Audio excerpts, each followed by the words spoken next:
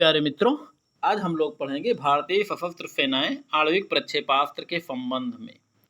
ठीक है, चलिए एक प्रकार से इसमें हम जो पढ़ेंगे आणविक प्रक्षेपास्त्र, थोड़ा सा यानी भारत के जो आणविक परमाणु स्थिति है, जो प्रक्षेपास्त्र की स्थिति है, वो कहाँ तक है, थोड़ा इसके बारे में हम लोग छोटी सी जानकारी हम लोग इसमें रखेंगे। बहुत ज़्यादा नहीं, बस सामान्य जानकारी जो कि खास करके इंटर के विद्यार्थियों तक ही सीमित है। ठीक है, पहले थोड़ा सा पढ़ेंगे हम सामान्य परिचय भारत के परमाणु एवं प्रक्षेपास्त्रों के बारे में।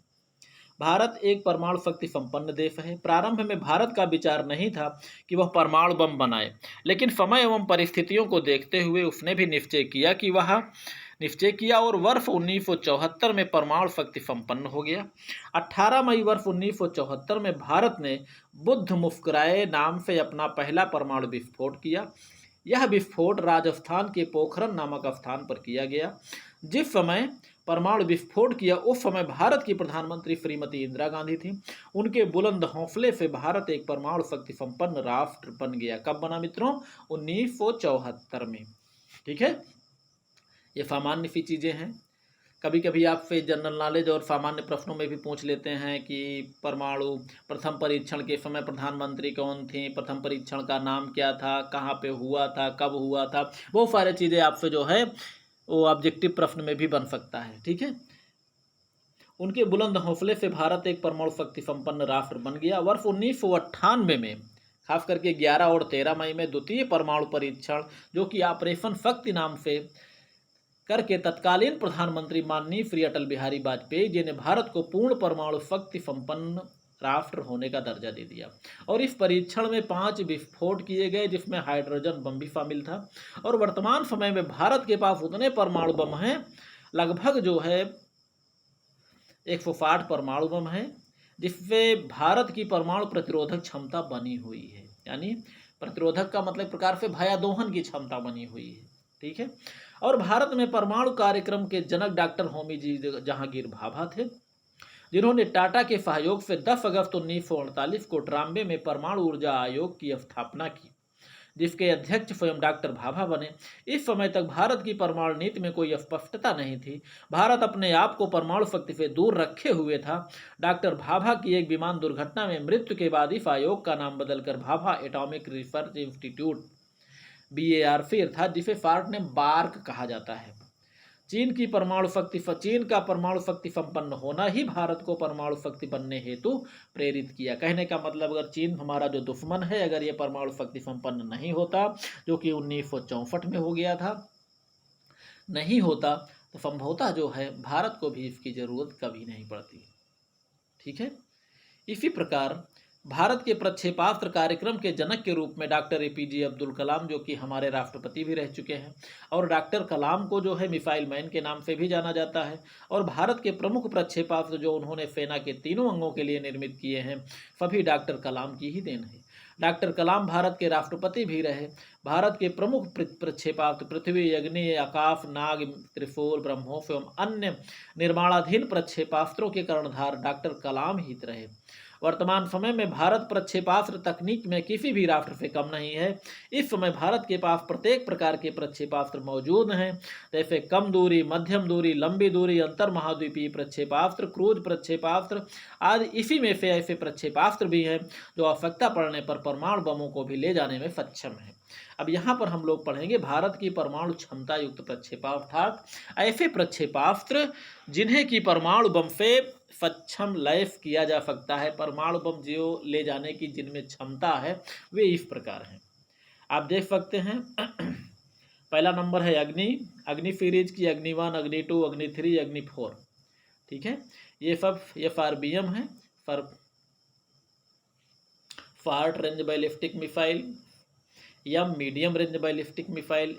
ठीक है, ये जो अग्नि सीरीज की जो मिसाइलें हैं, जैसे अग्नि 1 हो गया, FRBM short range ballistic missile है, इसकी मारक क्षमता 700 किलोमीटर है और ये 1000 किलोग्राम का भार लेके जा सकता है। अग्नि 2 जो है ये MRBM है, जो खास करके मीडियम रेंज बैलिस्टिक मिसाइल कह सकते हैं।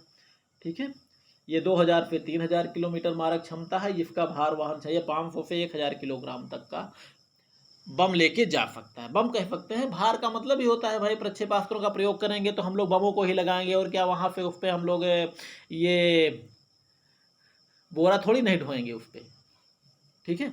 उस पर हम कोई जो है व्यापारिक सामान थोड़ी पहुँचाएंगे एक दूसरे से दूसरे देश तक के लिए, वहाँ पर तो हम केवल बम ही लगाएंगे ना, जो कि आक्रामक कार्य में प्रयोग होगा। अग्नि 3 IRBM intermediate range ballistic missile हो गई, इसकी मारक क्षमता 5000 किलोमीटर है, ठीक है। यह 2490 किलोग्राम का भार वहन कर सकती है। अग्नि 4 MRBM है, इसकी मारक क्षमता 3000 किलोमीटर है, ये मीडियम रेंज की है। इसकी इसकी भार वहन क्षमता 500 से 1500 किलोग्राम तक ही है। अग्नि 5 ICBM जो कि इंटरकॉन्टिनेंटल बैलिस्टिक मिसाइल, जिसे हम लोग अंतर महाद्वीपीय प्रक्षेपास्त्र कह सकते हैं, इसकी मारक क्षमता है 5000 से 6000 किलोमीटर तक, ये 1500 किलोग्राम तक के बम को ले जा सकता है। अग्नि 6 ये भी अंतर महाद्वीपीय है, इसकी जो है मारक क्षमता है 5200 से 10,000 किलोमीटर तक, ये भी 700 से 1400 किलोग्राम तक का विस्फोटक पदार्थ ले जा सकता है। एक धनुष हो गया, खास करके ये FRBM है। ये धनुष जो है ये पृथ्वी का ही छोटा रूप है। धनुष पर भी ये परमाणु शक्ति क्षमता से परमाणु बम से लैस किया जा सकता है। इसकी मारक क्षमता 350 किलोमीटर है, जो कि 500 किलोग्राम तक भार वहन कर सकता है, जो कि निर्मित तो हो चुका है लेकिन इसका प्रयोग नहीं हुआ। निर्भय ये सबसोनिक क्रूज मिसाइल है, जो 1000 किलोमीटर तक मार कर सकती है। ब्रह्मोस 2 है, एक ब्रह्मोस 1 सुपरसोनिक क्रूज है, ब्रह्मोस 2 हाइपरसोनिक है। दोनों की मारक क्षमता 290 किलोमीटर है और दोनों ही 300 किलोग्राम तक के भार वहन कर सकते हैं। अगला है P-70 अमेटिफ्ट, ये एंटी शिपिंग है, खास करके समुद्र ये नौसेना के लिए बनाया गया है। इसकी मारक क्षमता 65 किलोमीटर है और जो कि 530 किलोग्राम तक के भार को वहन कर सकता है। अगला है P-270 मॉस्किट, ये सुपरसोनिक क्रूज प्रक्षेपास्त्र है, जो कि 120 किलोमीटर तक भार कर सकता है। इसका भार वहन करने की क्षमता है 320 किलोग्राम। अगला है पॉपली एंटी शिपिंग, ये भी है, इसकी मारक क्षमता 78 किलोमीटर, जो कि 340 किलोग्राम तक का बम ले जा सकता है।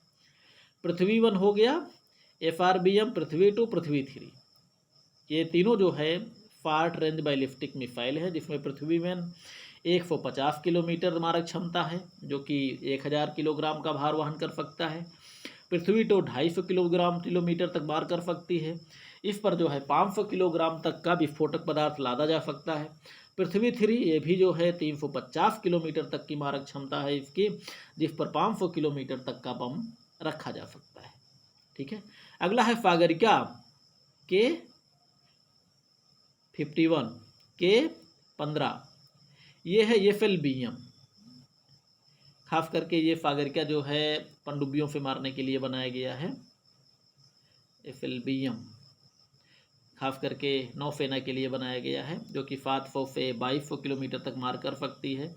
इस पर 150 किलोग्राम से 1000 किलोग्राम तक के विस्फोटक पदार्थ को वहन लादा जा सकता है। अगला है K-4, ये भी FLBM है, जो कि 3500 किलोमीटर मारक क्षमता है। इस पर भी 150 किलोमीटर से 150 किलोग्राम से 1000 किलोग्राम तक का भार वहन करने की इसकी भी क्षमता है। अगला है सूर्या, इसे TBM कह सकते हैं, ठीक है। ये 700 किलोमीटर से 2200 किलोमीटर इसकी मारक क्षमता है, जिस पर 150 से 1000 किलोग्राम तक किलोग्राम तक के भार को वहन कर सकता है, ठीक है। यहाँ पर मित्रों जो भार वहन क्षमता है, ये मान के चलिए कि इतने वजन तक का ये बम ले जा सकता है या विस्फोटक पदार्थ ले जा सकता है।